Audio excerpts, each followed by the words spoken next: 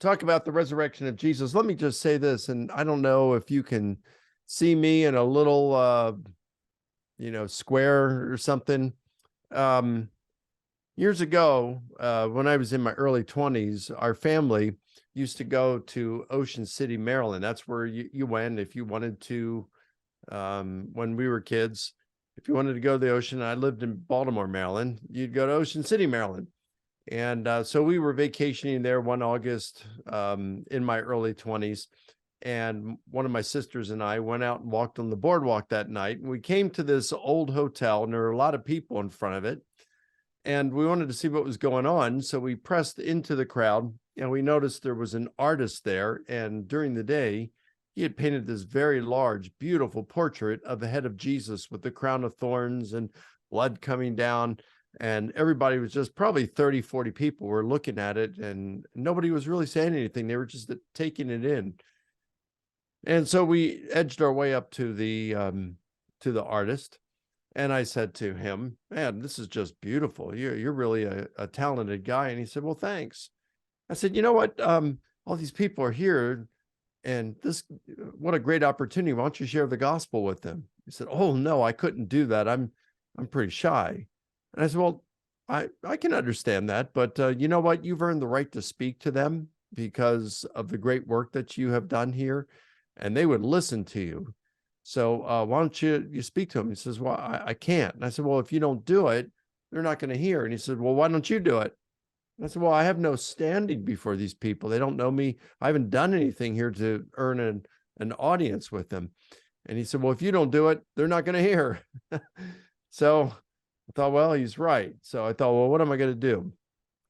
Well, for my birthday that year, I got Josh McDowell's book, Evidence That Demands a Verdict. And in there, I learned C.S. Lewis's great trilema argument, which McDowell called the Lord Liar Lunatic argument.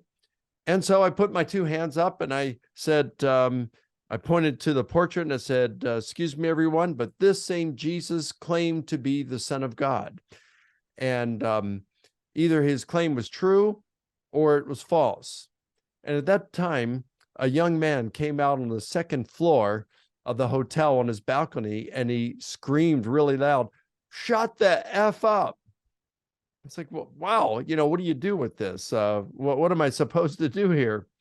Well, I just ignored the guy and I just continued. And I said, "This Jesus claimed to be the Son of God. His claim is true or it's false. If it's false, he either knew it was false, which means he was a liar, or he didn't know it was false. In other words, he really believed he was the Son of God, which means he was quite a lunatic." Now, if you'd say, well, Jesus was a good teacher, he wasn't a liar or a lunatic. But if he was lying about who he was, or he was a lunatic, he was not a good teacher. So that only leaves one other option. Jesus claimed to be the Son of God. His claim is true. And that gives us something very serious to think about. And thank you, and may God bless you. And so the guy said to me, the artist said to me, "Hey, that was great." And I said, "Well, thanks for encouraging me to speak to them. And God bless you." And my sister and I walked on down the boardwalk. And I thought, the beauty of Lewis's argument is in its simplicity. It's easy to remember, and it's easy to state. So then I got thinking a few years later, what if we had an argument for the resurrection that was simple and clear like that? I mean, I think about people at work or people on a secular university campus, and maybe they're with some of their colleagues. And at one point, a colleague says to them, "Hey, I mean no disrespect to you all, but how can you Christians believe that someone came back from the dead? This is the 21st century. We've sent people to the moon. We have cell phones and that can do all kinds of things on it, and GPSs. How can you believe someone came from the dead? There's no evidence for it." Well, what if you had an argument for the resurrection that was so simple you could draw it on a napkin? Well, there is one, and I'm going to give it to you over the next couple of minutes. Now, it's pretty simple. It's not going to be quite as simple as Lewis's great trilema, but it's a stronger argument, actually. And the reason being is because Lewis starts off with the statement that Jesus claimed to be the Son of God. Now, I believe that Jesus claimed that. I believe that we can show historically there's a high probability that Jesus claimed it. But a lot of scholars aren't willing to grant that fact. The fact I'm starting off with, virtually every scholar who studies the subject, no matter how skeptical, grants this fact. And that is that Jesus' apostles claimed that he rose from the dead and had appeared to them. And you can see this on the screen. I'm just having apostles claimed he appeared. And what I mean by that is shortly after Jesus' death, his apostles claimed that he rose from the dead and had appeared to them. Now, notice I'm not saying that he actually rose and appeared to them. I'm not even saying that they believed it at this point. All I'm saying is they claimed it. And this is a fact that is regarded as indisputable. And why is that? Well, just to give you a couple of reasons, here's Paul. Now, Paul was a skeptic. He was a persecutor of the church. He arrested Christians. He imprisoned them. He consented to their executions for being Christian. And then he became one when he had an experience he believed was an appearance of the risen Jesus to him. And that experience radically transformed his life from being a persecutor of the church to one of its most able defenders. Now, of course, a skeptic is going to say, well, Jesus didn't really appear to him. He had a hallucination or something. All right, fine with that so far. All I'm saying is the apostles, Paul included, and we're using him first here, had an experience they interpreted as an appearance of the risen Jesus to him.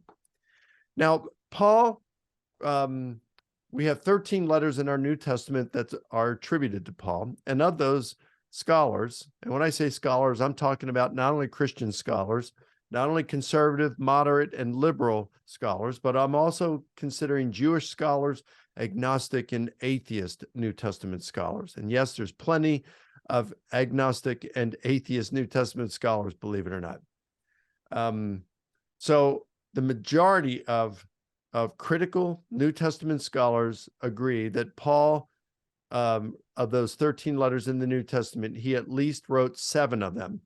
And then about 50% of them will say there were 2 more that he wrote. And then, so that's 9. And then you have 4 others that are disputed whether Paul wrote. Now, I'm only going to quote from those letters that are regarded as undisputed letters written by Paul. So a critic can't come back and say, well, Paul didn't write those, and so we really don't care what he had to say about this. All right, so let's look at something that we can get from that. Well, I guess I better go back a little bit more. In 1 Corinthians chapter 15, verses 3 through 8, Paul gives us an early oral tradition, and he says this is the gospel message, and that included the death, burial, resurrection, and appearances of others to individuals and groups, to friends and foe alike. Again, that's 1 Corinthians 15, verses 3 through 8. And then Paul says in verse, I think it's verse 11, whether it's I or they, in other words, the other apostles, this is what we preached, and this is what you believed. All right, so Paul, he's writing this letter to the church at Corinth, 1 Corinthians, around the year 55, and he says, I delivered to you what I also received. This is the imparting of oral tradition. He delivered to them in the year 51 when he established the First Baptist Church of Corinth. And he had received it sometime before then, and most scholars think that he received it somewhere between 1 to 3 years after Jesus's crucifixion, or that he had his conversion experience at that point. A lot of scholars, even atheist scholars, think that he received the oral tradition at that time. But I'd say we actually don't know. We just know it was, prior to 51 when he established the church in Corinth. So it's within 20 years of the crucifixion itself, and maybe as early as 1 to 3 years after the crucifixion. But he could have received it any time after his conversion. And so he's saying, whether I or they, the other apostles, this is what we preach and this is what you believed. And we know from Paul in Galatians chapter 1 and Galatians chapter 2, another undisputed letter of Paul, that he met with the Jerusalem apostles, that he ran the gospel message past them, and they certified that he was on message with what they were proclaiming. So I could give a number of arguments for this, but I do want to move on. This is granted by virtually all scholars, that when we are hearing Paul on the gospel message, we are likewise hearing the voice of the Jerusalem apostles. That doesn't mean that all scholars agree that Paul is teaching everything, every doctrine exactly as the other apostles, but it does mean that he is preaching the same essential gospel message. Now, and that included the resurrection of Jesus, of course. So when we hear Paul saying the apostles claimed he rose and appeared to them, we know that they were doing it because we've got this oral tradition that gets traced back to them. And of course, we've got the four gospels, and early church tradition talks about them being rooted in the eyewitnesses of the apostles themselves. Now, two options here. They claim that Jesus rose and appeared to them. Either he did not appear to them or he appeared to them. Let's just focus on he did not appear. They either knew that he didn't appear or they did not know. In other words, they really believed that he appeared to them. Let's focus on they knew that he didn't. That means they're either lying or they were just using resurrection as a metaphor for something else. Let's focus on lie. Now, the problem with lie is we know from early sources that many of these disciples died as martyrs for their gospel proclamation, and we know that the rest were willing to suffer and die for it. So there's many of these in the first several centuries of the church, but in fact, there's accounts of all of them dying as martyrs, but some of these accounts are quite late. So if we were to concentrate just on the first century sources, you've got Josephus, who talks about the death, the martyrdom of James, the brother of Jesus. You have Paul in 1 Corinthians 15 talk about how he and the other disciples were under the threat of being killed on a daily basis from preaching the gospel. You have 1 Clement, which was written either in the mid to late 60s or in the early to mid 90s, and it talks about the martyrdom of Peter and Paul. And then the Gospel of John, it's probably written in the 90s, early to mid 90s. In chapter 21, Jesus and Peter are walking along the shore of the Sea of Galilee, and Jesus tells Peter, hey, now you can go anywhere you want, you're free, but there's going to come a day when you're not going to be free, and people are going to, you're not going to be able to do what you want to do. People are going to take you where you don't want to go, and you're going to stretch out your hands. And John says that Jesus said this to signify the kind of death by which Peter would glorify God. Now, church tradition says that Peter died by crucifixion, so he would have stretched out his hands, and that he did so in the mid-60s. So that means John is reporting this about 30 years after Peter had been executed. So John is reporting the martyrdom of Peter, and that's in the first century. So just in the first century alone, you've got the persecution of the disciples, and you have the deaths of Peter, Paul, and James, the brother of Jesus. Of course, the book of Acts also talks about the death of James, the son of Zebedee. So you have these just in the first century, and you have the persecution of all the disciples willing to suffer and die for their beliefs.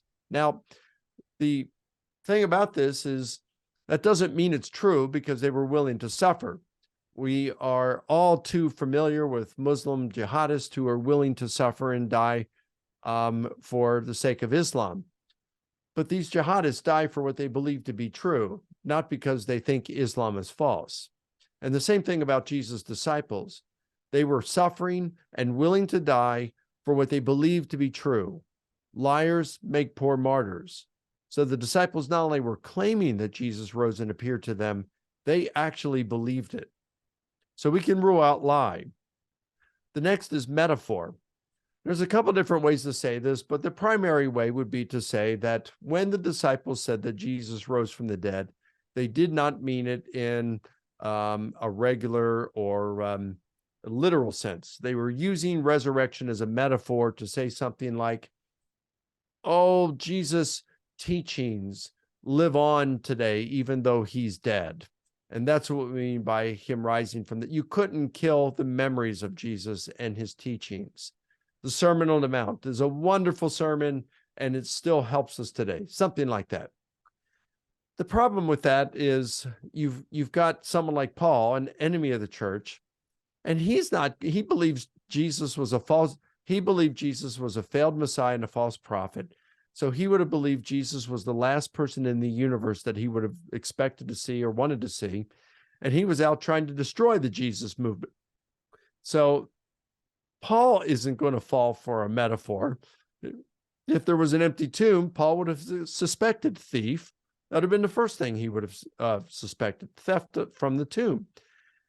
And it's inconceivable that Paul would have thought, if I become a Christian, my soul is going to be damned because this is a cult, a false religion, Christianity. But I know I just love that metaphor, so I'm going to pay the penalty of damnation just because I love this metaphor. That's kind of crazy. And so that's a ridiculous explanation for the data, for the beliefs of the disciples. So we can kind of rule that out. That leaves us with the disciples claimed he rose and appeared to them. He did not appear to them, but they did not know it. In other words, they truly believed it. And that leaves us with two options: hallucinations and Jesus had an identical twin. Now let's consider hallucinations. This does seem to be plausible, a reasonable explanation at first, because the disciples would no doubt have been grieving over the death of Jesus.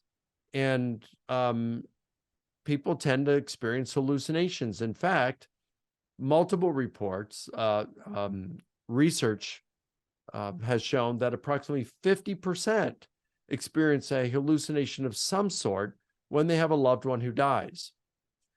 The thing, however, is that the hallucinations are all different kinds of hallucinations. Like maybe they hear the person and do not see them, or they see them but do not hear them, or they think they sense the person's presence in the room, but they don't see or hear them. Only 7% of people grieving the loss of a loved one experience a visual hallucination of that person. With the disciples, you have not 7%, but an unthinkable 100%. And then you have the problem of group hallucinations. You see, hallucinations are private occurrences in the mind of an individual. They have no external referent. So in that sense, they're like dreams. And I couldn't wake up my wife in the middle of the night and say, honey, I'm having a dream. We're in Maui. Go back to sleep. Join me in my dream and let's have a free vacation. You can't do that because it's happening in our minds. It's not a reality. We can't join one another in the same dream. So group hallucinations are impossible. You can have group illusions, but that is something entirely different. Like if a bunch of you are riding in a car together on a sunny day and you see what looks like water in the road ahead. Well, that's an illusion. It's an optical illusion. It's not a hallucination. Well, water in the road isn't going to lead people to believe Jesus had arisen and had appeared to them. So we're looking at hallucinations, group hallucinations. Let's talk about that just a little bit more. Suppose all of us were to take a sleeping pill tonight, all of you in that room, and you go to sleep, and I tell you, I want you to dream about being in Hawaii. Now, I can guarantee you that all of you would not dream that you're in Hawaii. In Hawaii, some of you would. And those of you who dreamt it would have different dreams about being in Hawaii. They wouldn't be the same dreams. And when we talk about group hallucinations, it would require that 100% of them, not 7%, but 100% of them had an experience, a hallucination simultaneously of Jesus, and the content of it was so similar that they all thought they saw the same thing when they reported it. And that's just impossible. The third problem with hallucinations is Paul. Paul, again, he was an enemy of Jesus, and Jesus would have been the last person Paul would have expected or wanted to see. And so he's not a good candidate for a hallucination. So hallucinations is actually one of the weakest explanations for the resurrection hypothesis. Another one is called the identical twin hypothesis. Now, this is kind of interesting. There was a guy named Greg Cavan, an atheist philosophy professor out in California. And back in the 1990s, when he was doing his doctoral research, he acknowledged that hallucinations and theft and metaphor, all of those failed to account for the known data about the resurrection. And he said, well, the only option left, as he said, as an atheist, I don't believe God exists. So the only option left is that Jesus had an identical twin who showed up, and they thought that was Jesus. But the thing is, I've talked to a number of identical twins, and they said that their families, their close friends can recognize who they are. They can't fool them for long. In fact, they might be able to fool them for a minute or two, but as soon as the other starts talking, they know that that's not the other person. You can just see differences in the facial expressions or the tone of their voices. It's funny, I was at a church in Romania about 2 months ago, and after I gave this lecture, two identical twins, sisters, came up to me and introduced themselves, and they said, yeah, you're right. Our families can tell the difference easily between us. So we might not be able to, but their families can.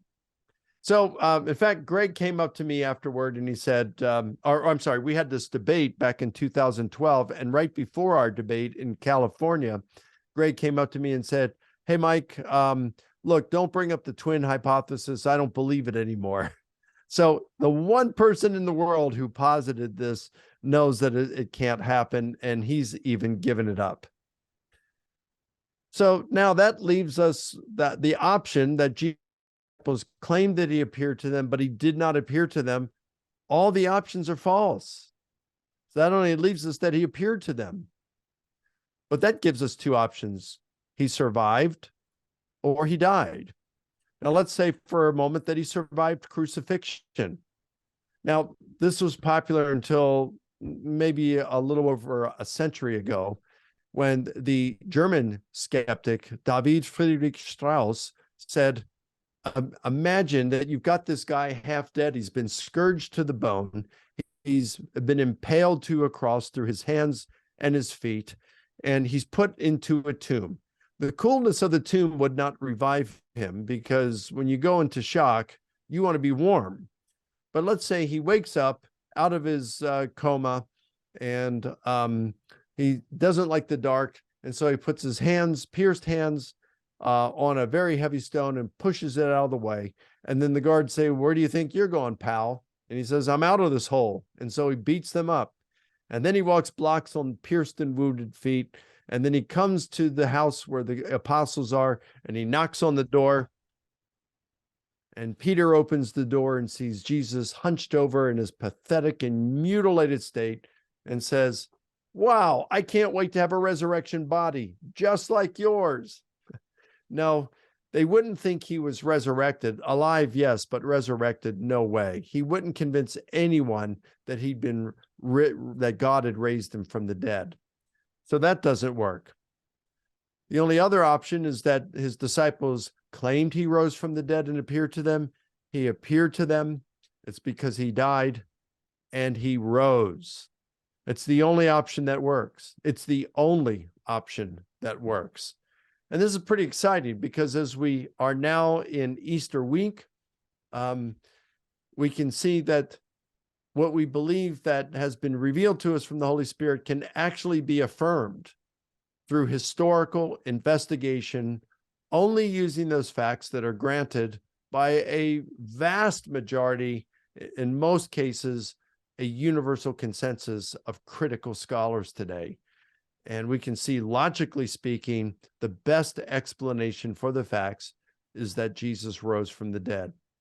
And I hope that encourages you as students, because, you know, all of us, whether you're a student or afterward and you're involved in your careers, we all go through difficult times. We all have trials. Life is easy at some times, and it's very difficult at other times. When you get out your schedule and you get into a job, your schedules are going to be a little different. In some ways, life is going to be a little more easy because you won't have as many hours that you're working as you're putting into your studies and classwork now. But it's going to be more difficult in other ways. You're going to struggle financially for a while, probably. Marriage isn't always easy. If you get married, there's a lot of stressful things that go on in life. And some of you right now, you're thinking, well, you'd like to get married, but you're waiting for God to introduce you to someone who might be your spouse, and you're trusting him. Well, if Jesus rose from the dead, it means he is the Son of God. It means that God cares for us, that we are his children if we have committed our lives to him, if he's Lord of our lives, if we've bought into his plan and have become followers of Jesus. And it means that he loves us as our Father. And we can pray, and he cares about us, and he does hear, and he answers prayer. I know I prayed when I was in college. I prayed for years. I fasted many times and prayed and asked God to lead me to a spouse. And he did. He led me to a wonderful woman. And we've been, tomorrow will be 36 years. And that's a lot longer than a lot make it. And there were times when I was dating a girl. There were two in particular, and they broke up with me, and I was just heartbroken. But I look now, and I'm so glad it didn't work out. God had better plans for me, and he's got good plans for you. And so whatever you're going through right now, whatever problems you may have, God does care for you. And we can be excited about that because of the resurrection of Jesus. So I've just given you a way that you can share the evidence for the resurrection of Jesus quite simply on a napkin. So how about if I just stop the share at this point, and then we can open it up for questions. So just some background for you, Dr. Licona, maybe to get things going while somebody's brave enough to come up with a question. By the way, you can also scan the QR code in the middle of your table, and you can send me anonymous questions. I can't believe I almost forgot about that. You can send me anonymous questions via our Discord. Hold one of those up there. There you go. Yeah, see these guys? Just scan that QR code. You can send in an anonymous question. And that way you're not held morally responsible if it's something weird. So do you have a question? Oh, okay, good. I didn't know what you're doing. Have a seat. There you go. Hi. My question: what is the most common objection you get from skeptics, or I guess what's the most common thing you address with people when you give them your napkin talk? Because I find myself being like, yeah, that was awesome. And Mike Licona was like, mic drop. And I agree with that, but I have literally though? Mic drop? But I have the same worldview. So I guess I'm trying to put myself in someone else's shoes. What are the most common objections you see? Yeah, great question. So typically the most common objection is hallucinations. And so I address that. If you're talking about scholars, they will give a different kind of objection. Some say hallucinations, okay, but the tendency now amongst skeptical scholars is to say something like, well, miracles by their very definition is the least probable explanation. Historians must choose the most probable explanation, and so they can never choose a miracle explanation. And to that, I just say, well, what makes you think that a miracle is defined as the least probable explanation? Least probable in reference to what? And they'd say, well, it's the least probable thing to occur. I said, well, how are you thinking about that? Well, people don't rise from the dead. Okay, I agree with you. When we look at chemistry, biology, things like that, the laws of nature, people do not come back from the dead by natural causes. But that is not what we are saying here. We're not saying that Jesus came back from the dead by natural causes. If the hypothesis is that Jesus rose by natural causes, then I would agree with you. That would be the least probable explanation. But it wouldn't be a miracle in anyone's mind. That's not how you define miracle. A miracle would be an act of God. And if God existed and God exists and wanted to raise Jesus, well, then the resurrection becomes the most probable explanation, right? So least probable in reference to what? So they have a confused thought about what a miracle is. They give one other explanation too. And they'll say, well, a miracle would be a theological explanation because it requires God's intervention. But historians can't look at theology. They've got no access to God through the tools that they use. So they could never conclude that God raised Jesus from the dead. And to that, I'd say, yeah, I agree that they can't conclude God raised Jesus from the dead, but they could still conclude that Jesus rose from the dead. Well, what do you mean by that, Mike?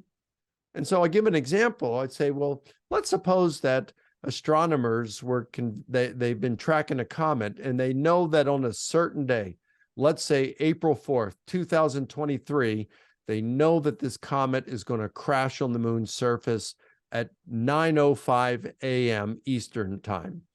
And so everybody's looking on their televisions because the Hubble Space Telescope is zoomed in on the lunar surface. And at 9:05 Eastern, boom, tomorrow, the comet crashes on the moon. And as the dust settles on the moon's surface, they see a message written on the moon that says, Jesus is Lord. And it's written in Hebrew and in Greek. Now, here's what an astronomer would say. Wow, that's an extraordinary event. It would appear that it would take God to do it. I certainly, as a scientist, don't have any explanations using the tools of science to explain how that occurred. I know that the comet hit the moon. I know that it left the message, but I can't explain how it happened. So as a scientist, I conclude that it occurred, but I'm going to leave the cause of the event undetermined because I don't have any tools to say God did it. Now, here's what a scientist would not do. Wow, that's an extraordinary event, and it would appear that it would require God to do it. But as a scientist, I don't have the tools to show that God did it. So I can't even affirm that the event itself occurred. Now, that would be lunacy to have such an explanation. But that's exactly what some skeptical scholars want to say today. And so it doesn't work. And those would be the two primary objections of skeptical scholars today. So it's a little different than what people would offer online. But I hope that answers your question. Thank you. Okay. While we're waiting on Dr. Marcos to come over. Are you here? Okay. He made the journey. There's a tough journey. Oh my gosh. Hello, Mike. Lou Marcos here. Hey, good to see you. Good You to see too, my brother. Quick question. I may be putting you on the spot because I don't know if you have anything ready for this. Well, I got a question for you. Uh-oh. What's it feel like to be the most popular professor at HCU? I don't know about that. We'll see. That is fun. I'm still here. That's good. Oh man. But okay. In the book, can you contrast this? Do you have another event that people have claimed as miraculous? I like the Mormons or something, or just Tacitus or something. Do you have another example or two of something that has been claimed, but using the tools of history, we can show that it's very doubtful? I don't know if you have anything prepared or you could think of anything. Well, I think of two things right off. So for example, let's take Hinduism. One of their scriptures is the Bhagavad Gita. And that's a story that about a battle that allegedly took place in 3000 BC. And Krishna is incarnated as a chariot driver for a general who's about ready to fight the other side, and he doesn't want to do it. And so Krishna convinces him that he needs to do it. Well, the first mention of Krishna in the historical record is an inscription that's dated somewhere between 400 and 500 BC. Or 2,500 to 2,600 years after this event was alleged to have occurred. And the Bhagavad Gita isn't until even later. And all that inscription says is that Krishna was worshipped. So think about this, Louis. For 25 to 2,600 years, nothing was out there that has survived about this alleged battle when Krishna was supposed to have come down here. And we're supposed to believe this stuff, even though it would have nothing until like 25 to 2,600. That's like if the Buddha, who was alleged to have died in the 4th century BC, that we wouldn't get our very first inscription or manuscript about him until about 100 years from now. That's how far removed, 100 to 200 years from now. Now, Buddhists actually have it better than than Hindus do. So the Buddha, again, we don't know exactly when he lived. I was reading an article in History and Theory a few years ago, and it said, yeah, Buddhist scholars, they don't know when he lived. It could have been anywhere within a 2,500 year period. But most of them think that he died sometime in the 4th century BC. Well, I can show you 2 Buddhist scholars, historians. They're Buddhist. And they say that stories about the Buddha and the Buddhist scriptures were passed along only word of mouth for at least 400 years after his death. In other words, the very first time they wrote something down about the Buddha wasn't until at least 400 years after he died. Everything was passed around word of mouth for the first 400 or more years. Now, how can we trust anything about that? When it comes to things about Jesus, you've got Paul, who's writing 1 Corinthians within 25 years of the crucifixion. And he's getting this oral tradition from the apostles themselves. It goes back to the alleged eyewitnesses. You've got the 4 Gospels of Jesus written within 20 to 65 years. 4 Gospels, 4 biographies of Jesus within 20 to 65 years. I'll just say one other thing. I had heard it said by a couple of people that the evidence we have for the resurrection is better than we have for Julius Caesar crossing the Rubicon. And Louis, for years I thought, that's ridiculous. You guys are making a crazy claim here. Don't overstate things, Christian apologists. Where are you getting that information from? Have you even looked at the evidence for Caesar's crossing the Rubicon? And look, you don't have to say something like that. The resurrection of Jesus doesn't have to be the best attested fact in the ancient world. It just has to be sufficiently attested. So then one day, I don't know, maybe 4 years ago, I thought, I'm just going to compare the evidence just for the fun of it. And when you look at the documentary evidence, let's say of Caesar's crossing the Rubicon within 175 years of the event, we have 9 sources, 4 of which mention it directly, and 5 of which mention it indirectly. So that's and Caesar himself is not one of them, or he mentions it indirectly, you could say, because he's in Ravenna. He mentions being in Ravenna, and then he mentions that he went to Ariminum, and in order to get there, you have to cross the Rubicon. So he mentions it indirectly, but he doesn't mention the Rubicon crossing himself. And And those that do mention the Rubicon crossing, it's a little embellishments and amplifications in those stories. So you got 9 sources. We actually have more sources and better sources within a shorter period of time for Jesus's resurrection than we have for Caesar's crossing the Rubicon.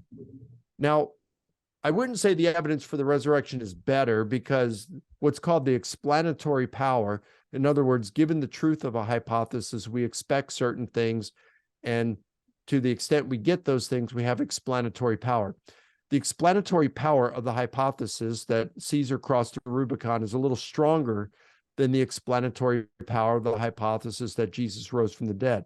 So honestly, I think it all kind of evens out. And I'd say that the evidence for the resurrection of Jesus is pretty comparable to what we have for Caesar's crossing the Rubicon, which is pretty interesting. Well, thank you. Great answers. Keep up the good work. Thank you, my brother. I like how with these answers, it's like you give almost an entire article. Like these things. Yeah, I haven't. I thought about writing a journal article on that, but there's just so much to do. Oh, they would be a good one. Because yeah, as somebody who did history in my undergrad, I heard that a lot too. That we've got more. I don't know about this. Let me ask you this one, and then we have another one from the audience and 2 from here. So I'm gonna ask a question from me, and then a couple of these questions. Then we have brother here waiting in queue. How does that? No, you mentioned that about Caesar. I hear Christian apologists say this, and I don't know how I feel about it, that we have as much information about the historicity of Jesus as we do, say, Abraham Lincoln. That seems to me like one of those really exhaustive, like that's a big claim. Have you came across that? And what's your thoughts on that as a historian? Well, I haven't heard that before, and my initial reaction is, well, that's ridiculous. But Me too. That's what I also thought about the Caesar thing as well. So before I jump to another false conclusion, I think I'll just say I haven't looked in it. But even if the evidence we had for Jesus' resurrection, let's say we had more documents for it than for Abraham Lincoln, which I doubt that's the case. But even if we did, we have that. Don't we have the handwritten Emancipation, or not Emancipation Proclamation, but don't we have the handwritten notes to the Gettysburg Address by Lincoln? We've got photograph. Of course, you could say if the Shroud of Turin is authentic, you got a photograph of the resurrection. Yeah. We got a photograph of Lincoln. We got the Gettysburg Address. You've got multiple eyewitnesses who were there, known eyewitnesses. You've got you got other photographs of Abraham Lincoln in front of like with Ulysses Grant and others. It's hard to think that the evidence we have for Jesus or for his resurrection is as great as we have for Abraham Lincoln. But again, even if it's false, if they're making a false claim, you don't have to have the best attested historical fact in all of history. You just have to have something that is sufficient. Right. And that's what I was kind of hoping you would say too, because I think sometimes with we want the story to be true so much that we don't check the facts before we make a claim like that. And I think that's really important for us as apologists to be reminded of all the time. Don't make a claim unless you know it's true. Yeah, I agree with you, Bill, because it can make us look silly. Sure. And really hurt our credibility. That's true, especially in the age of Google, when people can just Google you. So, let's see. I'm going to ask this question, then turn it over to our friend here in queue. You talked a lot about objections to Jesus, the apostles being liars. Would you talk briefly about the arguments and objections for Christ and the apostles being lunatics? Yeah, I mean, well, even if you want to say that all of the apostles were lunatics, well, what about Paul? The chances that all of the apostles would have been lunatics would have been very small. Then what about Paul? He's out persecuting these. Maybe he thinks they're lunatics and he's out persecuting them. Now you're going to have to claim that he's a lunatic. And then something I didn't mention, but is granted by about 90% of scholars who deal with it, is the appearance to James, the skeptical half-brother of Jesus. So in the Gospels, in Mark chapter 3, it says that his brothers came to take him away from Capernaum because they thought he was beside himself. They thought he had gone mad. That means his brothers didn't believe in him, right? And then you've got John chapter 7. It says none of his brothers believed in him. Yeah. So it's, and then in John at the end, at the crucifixion, who does Jesus entrust the care of his mother to? The beloved disciple. Well, why not James or any of Jesus' brothers? Well, obviously they weren't followers at that point, or else they would have gotten the nod to take care of his mom. Mm-hmm. So why is it then that afterward we find even in Josephus talking about the stoning of James, the brother of Jesus, and then you've got Hegesippus and Clement of Alexandria saying that he was executed, he was martyred because he wouldn't deny that his brother's the Lord. We find in the book of Acts, as well as in Galatians, that James became a believer and actually became head of the church of Jerusalem. And then you have Paul in that early creed in 1 Corinthians 15. It says, then he appeared to James. And Paul had met with James on 2 occasions, in Galatians 1 and Galatians 2. So what would have led James, who was not a believer up through the time of Jesus's crucifixion, to all of a sudden become a believer, then become head of the church in Jerusalem and die as a Christian martyr? Right. The resurrection makes perfect sense with that. So now you're going to have to say James is a lunatic. Well, fine. If you want to say James, Paul, and every one of the disciples were lunatics, you want evidence from me? Why don't you give me some first century evidence, second century evidence to suggest that this is the case? And while you're at it, why don't you explain to me why doing psychohistory is justified? I mean, mental health professionals often have a difficult time accurately diagnosing a willing patient who's sitting across from them. And doing psychohistory, what you're claiming is that you can psychoanalyze people whom you've never met and who lived in a foreign culture 2,000 years ago. I submit if you could do that, then that's more impressive than telling me what card I'm thinking of. Right. Yeah, and it just come to mind while you were giving that answer. It goes without saying that cult leaders do rise up, and lunatics have led people in religious directions. I mean, we're not too far from Waco here, you know, where the Branch Davidians were, and most of the guys in this room are too young to remember that, the whole debacle and all that craziness. But it's still, they just had a Netflix documentary come out about it. So we know that lunatics can lead a people down a religious path, but to lead thousands of people down a religious path, I mean, they have is it 3,000 the first day and 5,000 the second day, and in the Acts of the Apostles, and from there it spread, and you have the Apostle Paul staying with people for 1.5 years. I mean, eventually people would be like, okay, this Apostle Paul guy's crazy.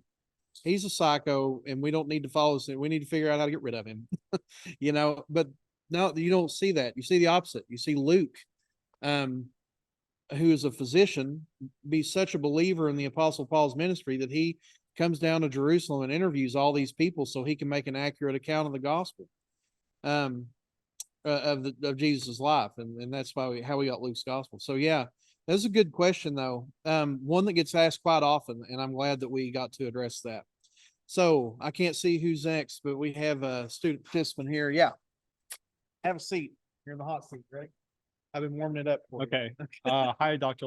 Mike Licona. Basically, my question is going to be around dating and so one of the things you mentioned was 1 Corinthians 15 and how we can kind of trace that back to an early creed within a few years. And then you also mentioned that 1 Corinthians, I think, was written in 25 years.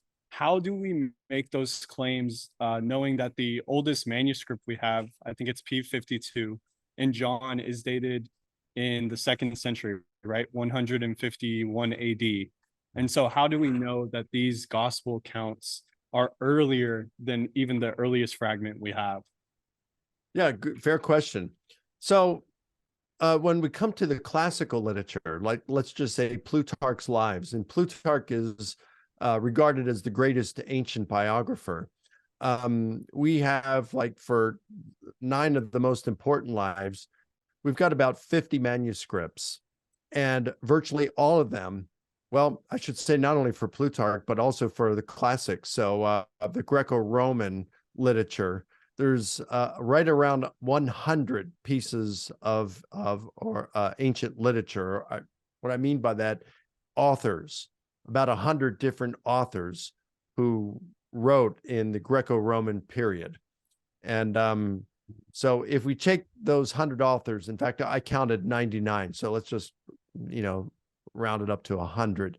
And they wrote multiple things. So you've got Plutarch, he wrote Plutarch's Lives. He wrote the Moralia. You got Suetonius, he wrote a number of different, he wrote the 12 Caesars.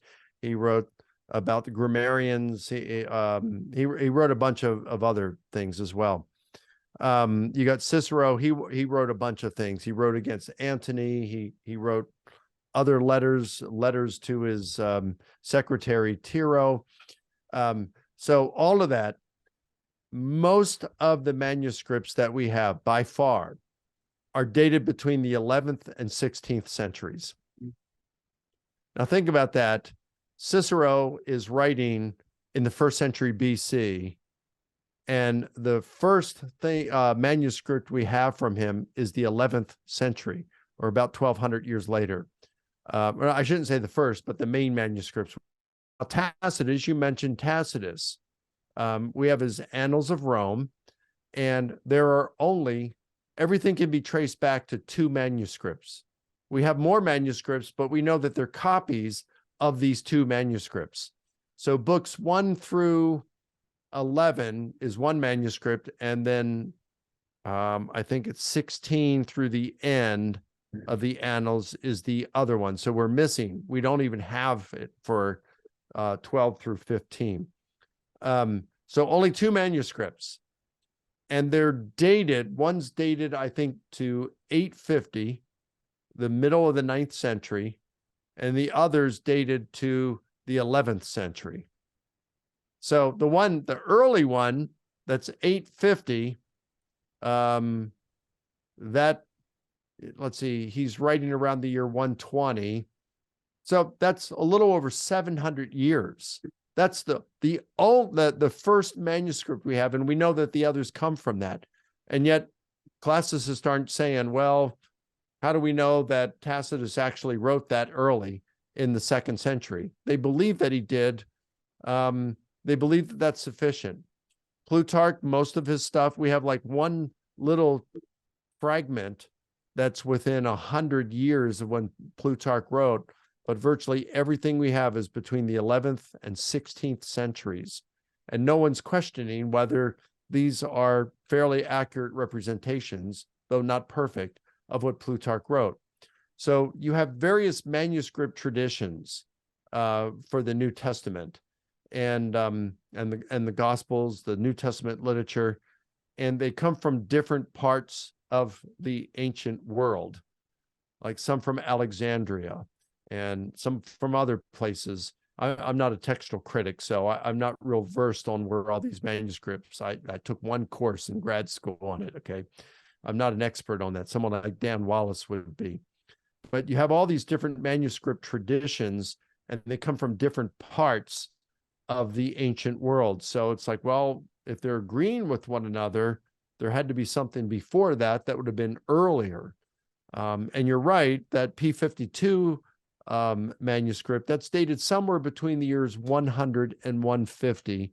I like to take 125 as an in-between, but it could have been as late as 150. Paul in 1 Corinthians, the earliest manuscript, I think, is dated to right around the year 200.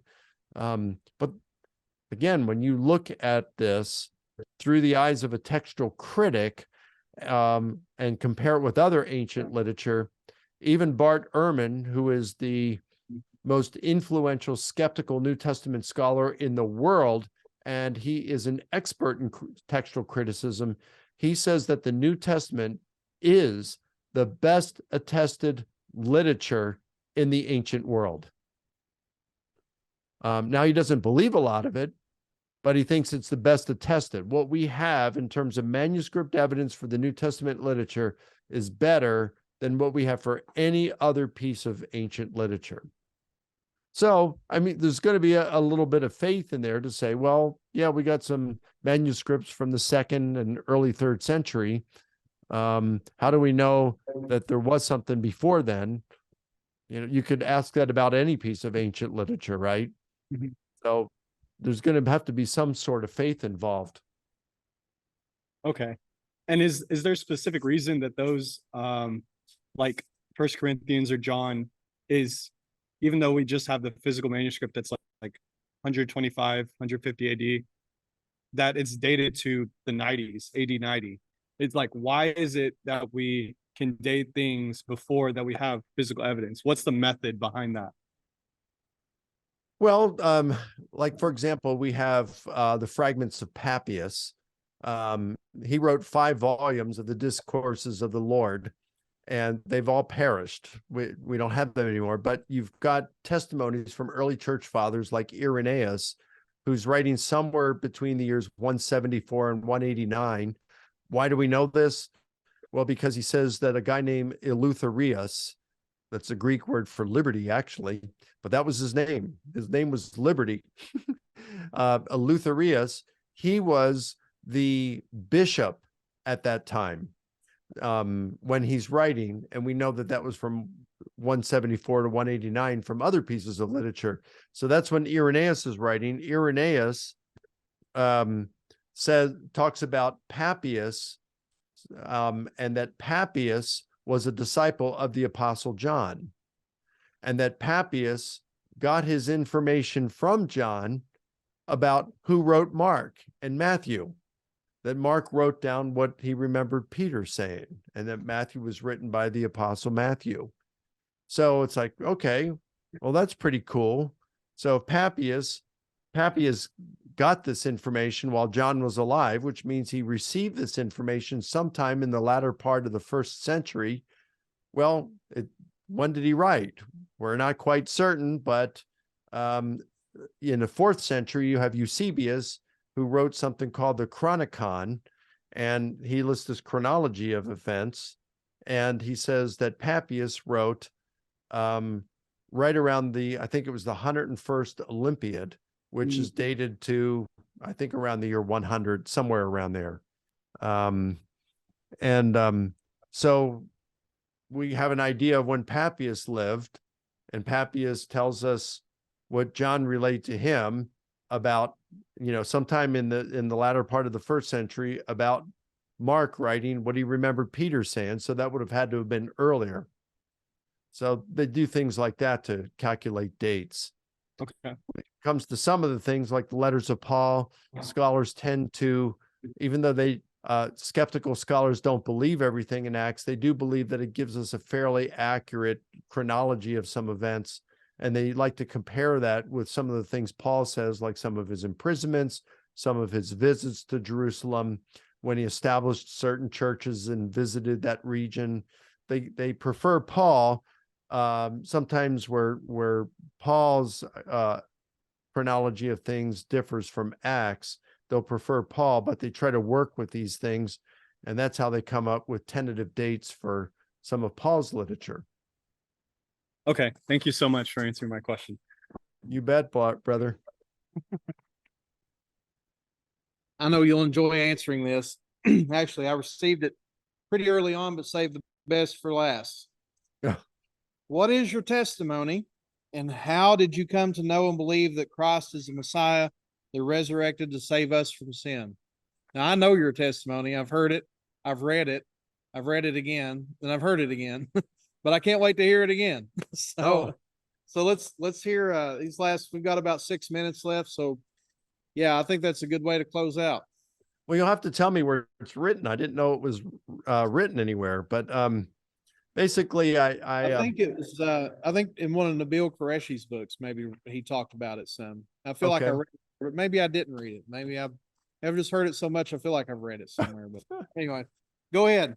So My mom left my dad when I was 5 years old. My dad was an alcoholic and he beat my mom and he cheated on her. So she left him when I was 5. She remarried, had a great stepdad. But I can remember after she left my dad, I'd be walking with her to church on Sunday. And I can remember when I was probably 7 or 8 years old saying, Mom, how do I get to heaven? I really wanted to know. And she said, well, you just have to be good. And I said, well, I have this younger sister. I pull her hair. I've hit her, made her cry. What if I've done more bad than good? She said, well, then you go to be with the devil in hell forever. And I'm thinking, well, where am I on that scale?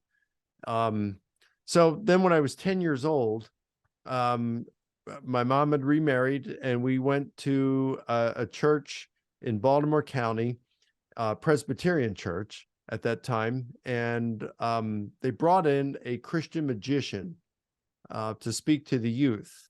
And so I don't know, maybe there's 50, 60, 70 of us youth, and he did these magic tricks, but he would relate the gospel to it. And he would say, it was Jesus' death and his resurrection. And by coming to him and asking him to forgive us our sins, he died for our sins. And by putting our faith in him, we can have eternal life.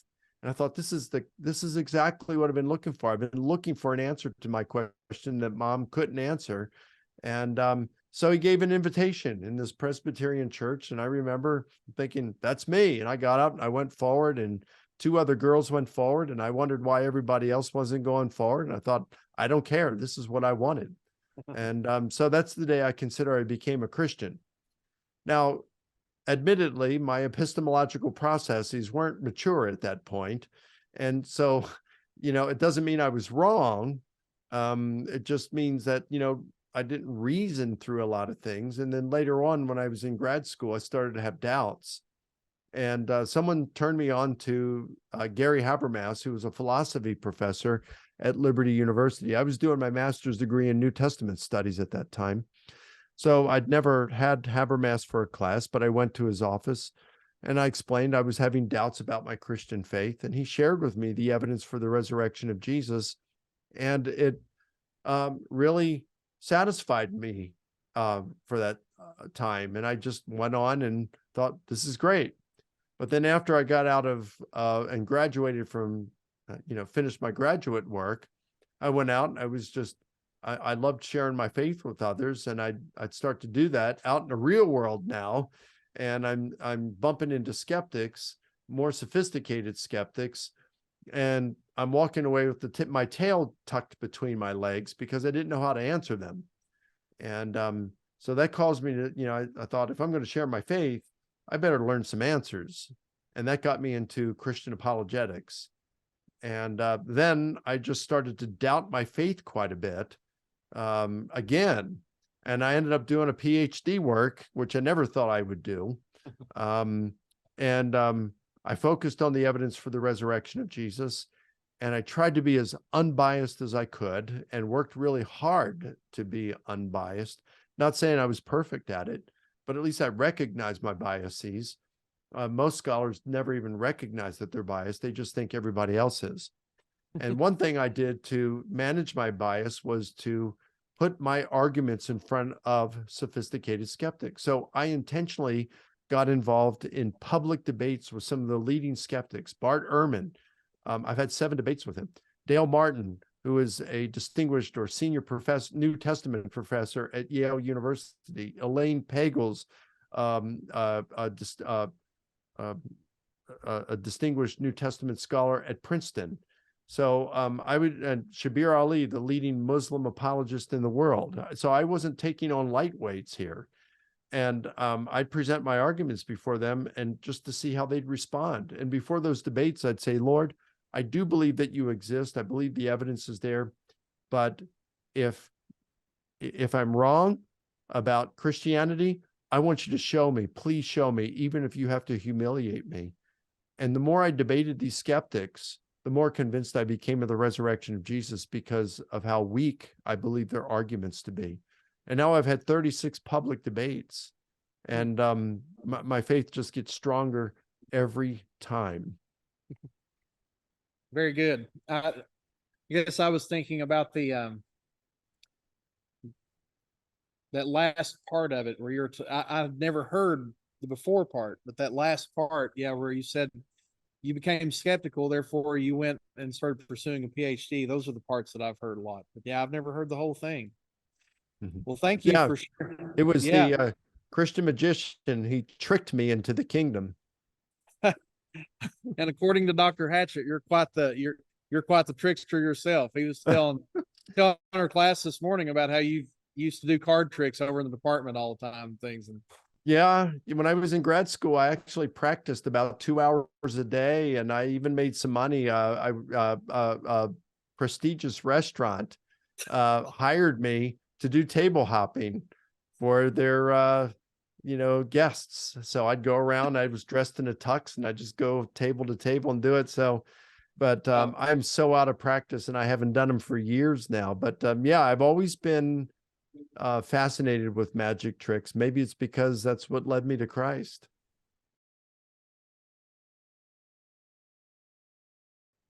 Well, while he's getting that done, why don't I'll tell you a story of what happened to me once when I was in South Africa. I was there to speak at a couple of conferences several years ago, and they don't have a lot of hotels there, but they have these bed and breakfast places that are owned by individuals, and there's like fences, not guarded fences, but these locked fences, barbed wire fences around for protection, because South Africa is not the safest place these days. And anyway, so I checked into it, and on the wall, as I'm checking in, a very clean place, but as I'm checking in, there's this really big brown hairy spider there. And I'm thinking, oh man, well, this is South Africa, and it was this place was right in front of a preserve. And so I thought about smashing the thing with my foot, but then I thought, well, yeah, this is South Africa. I don't know if this thing jumps or what's going to happen. So anyway, I let it go, and I got up to my room, was checking all around. There wasn't a bug inside. It was like really, really clean. And so the next morning I came down for breakfast, and the woman said, the owner says, well, honey, how was your room? I said, it's very clean and comfortable. And she says, well, that's great, honey. And I said, hey, let me ask you a question. When I checked in yesterday, I saw this really big brown spider on oh yeah, don't worry about it. He won't hurt you. He eats insects. I said, okay, well, I wanted to ask you something. And I said, I didn't see any bugs in my room. And, in the United States, we have these little like rubber things at the bottom of our door to keep bugs and stuff out. And I didn't see any of that under mine. And I'm wondering, how do you keep the bugs out of the room? And she said, and I said, like these big spiders like that, how do you keep them out? She says, oh, honey, they're in there. They come out at night to eat. So it's like, whoa, I didn't turn the lights off at night in my room.